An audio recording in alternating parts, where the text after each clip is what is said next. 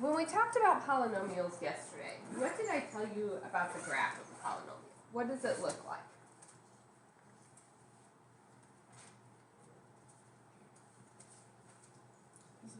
It's on your notes handout. Yeah. Front page. Right after we code. Oh, they're all. The equation, yes, all the exponents are whole numbers. So underneath that part, when we talked about the graph itself, what did I say? It's always smooth, continuous curve. There's no breaks. Okay, we always have a smooth, continuous curve. No breaks in our graph. All right, so knowing that in a polynomial there's no breaks in our graph, you don't have to write this part down quite yet. I'm kind of giving a justification for what I'm about to put up here. Let's say you know that if you plug a -2 into your equation, it equals 3. So -2, 3 is a point on your graph. And when you plug a 3 into your equation, you get -1.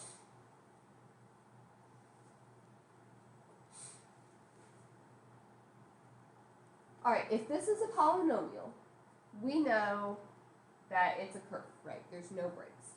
So the only way to get from a positive y value to a negative y value is by, at some point, crossing the x-axis. Would you guys agree with that? Okay. So that gives us what is called the intermediate value theorem. So this is what we're going to write down. I'm going to kind of paraphrase here. We don't have to write down everything. So if p of x is a polynomial, and if p of a and p of b are opposite signs, so one y value is positive, one y value is negative, then there has to be at least 1 0 between those x's. So if you have a polynomial, and at one point your y is positive and at another it is negative, then somewhere in between those x values it has to equal 0.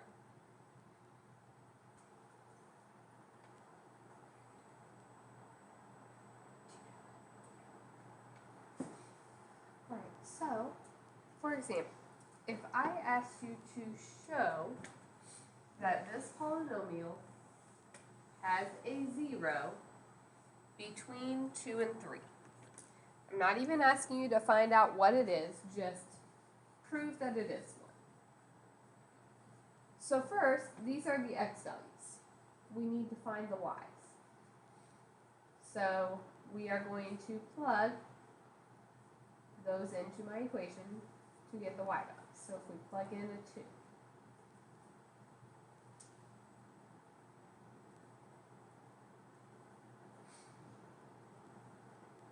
we get 8 minus 8 minus 2 plus 1, so that's -1. Okay, you don't have to draw a picture, but if it helps you, you are certainly welcome to. That just means 2, -1 is a point on your graph. If we plug in a 3,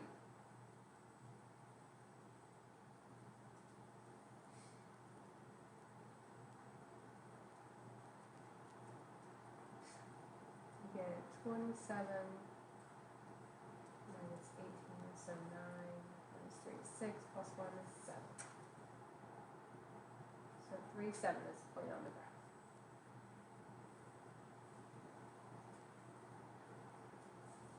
Okay, because I told you it's polynomial, we know that this graph doesn't have any breaks in it. It's continuous, so it's connecting here. So the only way to get from a negative to a positive is by hitting 0.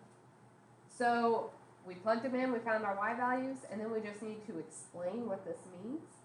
So the sign changed.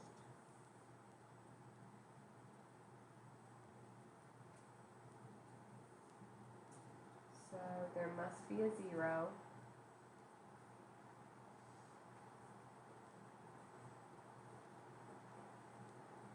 Between 2 and 3. So some value between 2 and 3 would make this equation equal 0. We don't know what it is, but we know it's there.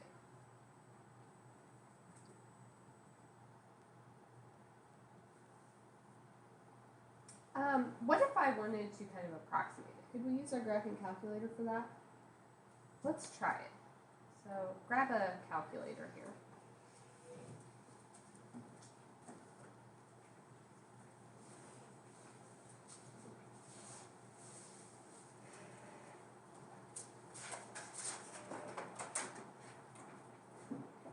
And we need to graph this originally. X to the third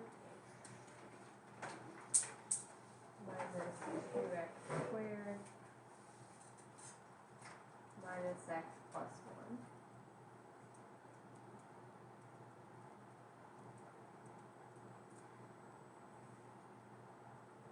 So, here's the graph of my polynomial.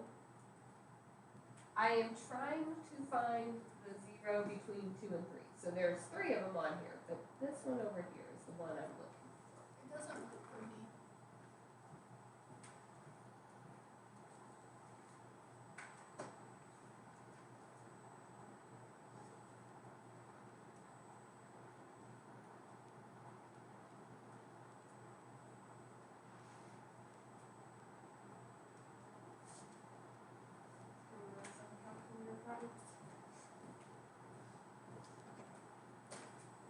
So to find this, we can go to second trace. And this takes us into a menu of everything the calculator can find for us. You remember using this before break?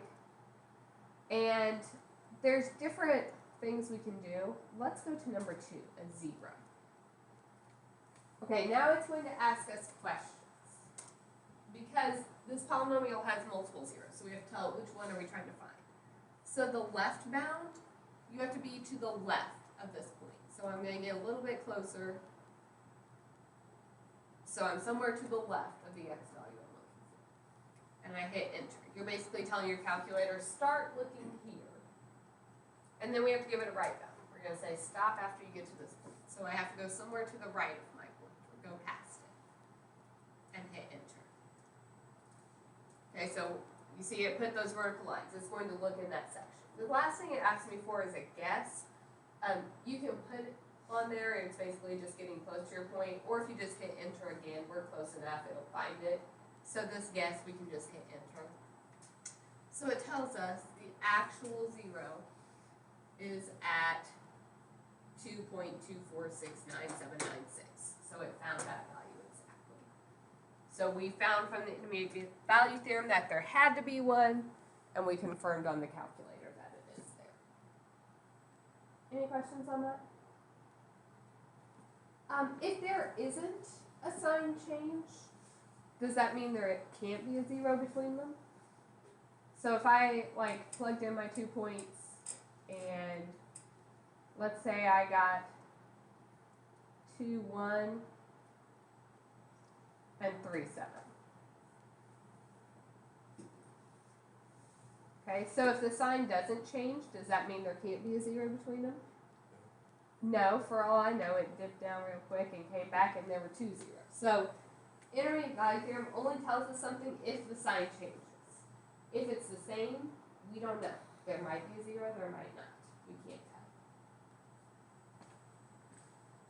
tell. All right. Second thing I want to talk about today, synthetic division. Do you guys remember doing synthetic division before? Remember doing it, but we need a refresh. Okay. So let's use synthetic division to divide 2 polynomials. So synthetic division only works if the polynomial you are dividing by is linear. So it has to be an x to the first. If it's an x squared or anything like that, we would have to do long division. Synthetic division, we use the shortcut. So we set up a box, we look at what we're dividing by, and we put the 0. What makes x plus 2 equal 0? -2. So we're going to put a -2 out here. And then we put the coefficients for our polynomial. So we have a positive 5, negative 6, negative 28, and 8. You do have to make sure that you have decreasing powers, so we had an x to the third, x squared, x, and a constant. What if you don't have one of those powers? What do you have to put? A 0 for a placeholder. Okay. At this point, synthetic division, we bring down the first number.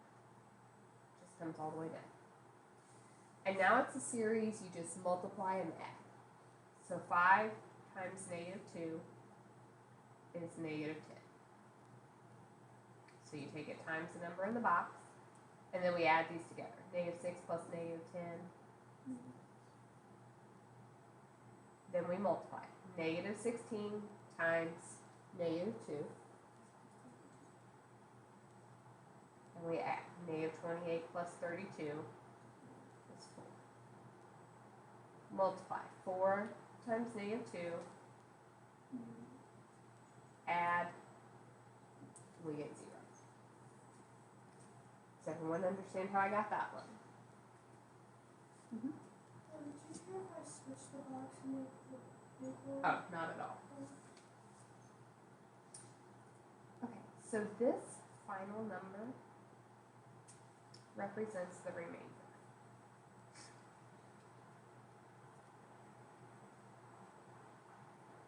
This number is our constant. This will be the x term. This would be the x squared term, and it would keep going. We would just increase powers of x. So my final answer is 5x squared minus 16x plus 4. And since my remainder was 0, we don't have to use that. If it were like a 10, you'd say plus 10 divided by the x plus 2 that we had to begin with. But if your remainder is 0, you can leave that off. Okay. Do you remember doing this in the past? We are going to use it a lot today, so we will go through several examples with synthetic division. Any questions there? So the application, why we are using this today, is what's called the factor theorem. If you have a polynomial, then your factor is something where the remainder is equal to 0. So if we divide these and we get a remainder of 0, it's a factor. That means it will divide evenly. When we factor this, that will be one of our parentheses.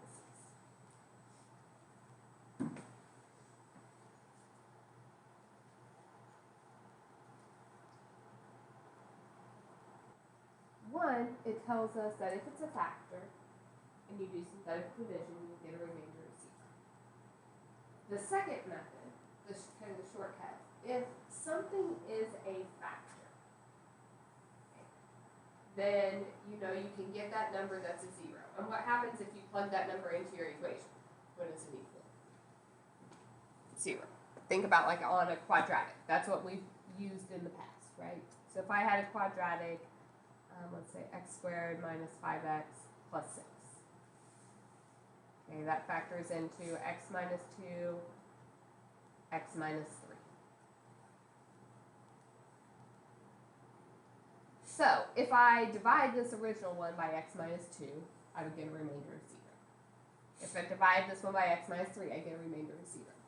What happens if I plug 2 into this equation? 2 squared is 4, minus 10 plus 6 is 0, right? So if it's a 0, when you plug in that number, you're going to get 0 as well. So just terminology, we need to make sure we know the difference between a factor and a 0. When I say a factor, that has x. So a factor is x plus 3, x minus 2, x plus 7, x minus 4. Those are factors. A 0 is just a number. So if x plus 3 is the factor, what's the 0 for that? Negative 3. If x minus 2 is a factor, the 0 would be positive 2. X plus 7 is a factor, we get negative 7. X minus 4 is a factor, we get positive 4. So the factor is when you set it equal to 0. Or sorry, the 0 is when you set it equal to 0. Factor has x, 0 is just the number.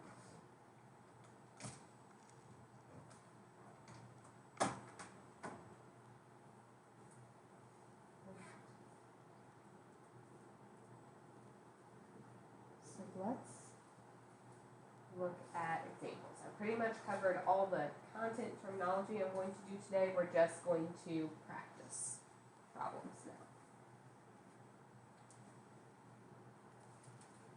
So if I take this function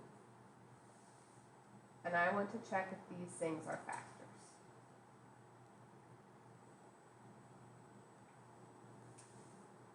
There are two different ways I can check.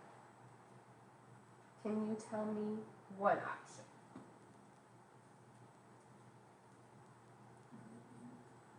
You could group.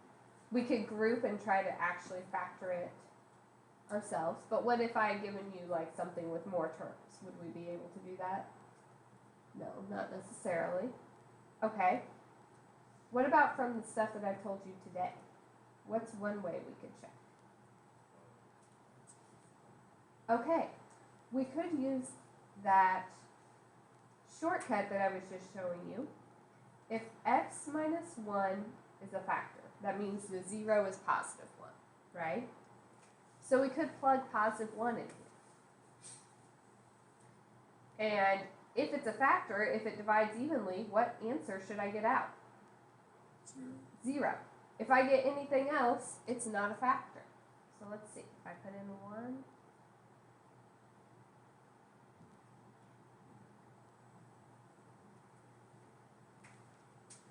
I get 2 minus 1 plus 2 minus 3, and that gives me 0.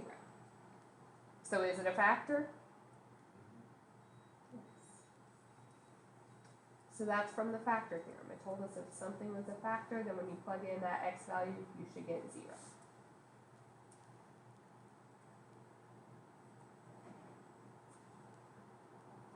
All right. The other option is to do synthetic division.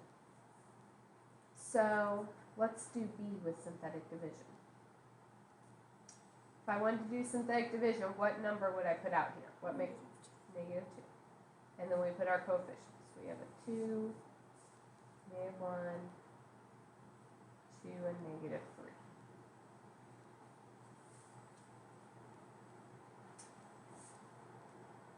Okay, so first step, the first number comes down. So the 2 comes all the way down. 2 times negative 2 is negative 4.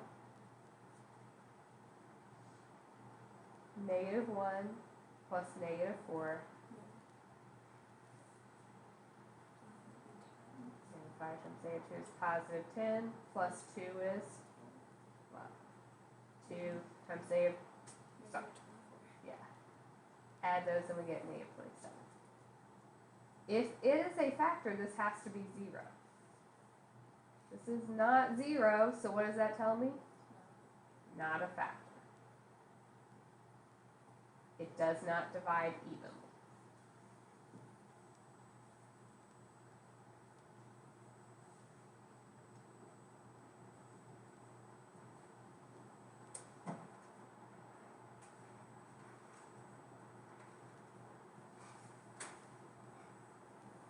Is that one okay?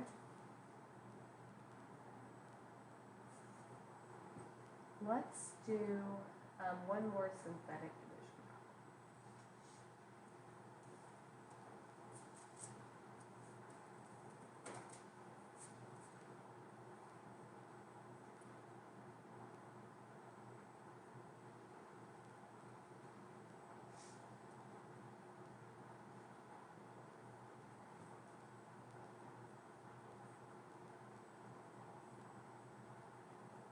So if I want to divide this,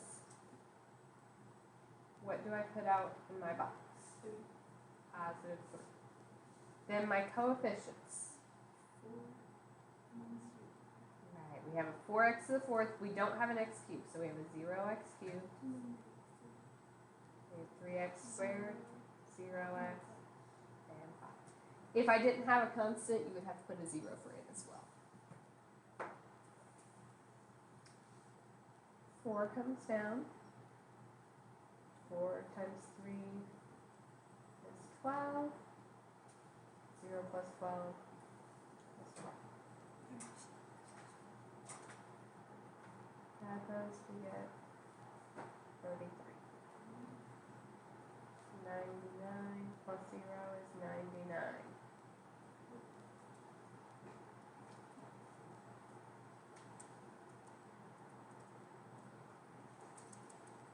Two 97 plus 5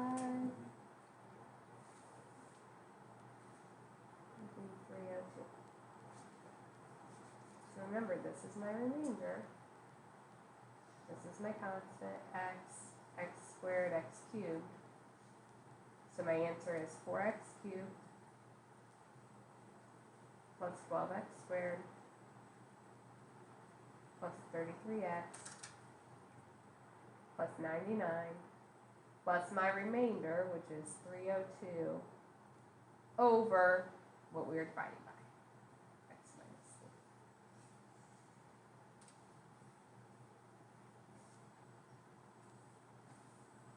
3. What are there questions on this? We're not done with this section, but I need you guys to practice the synthetic division and stuff before we move on, so I need to make sure we're good on everything we've done so far before I finish. So I'm stopping here today.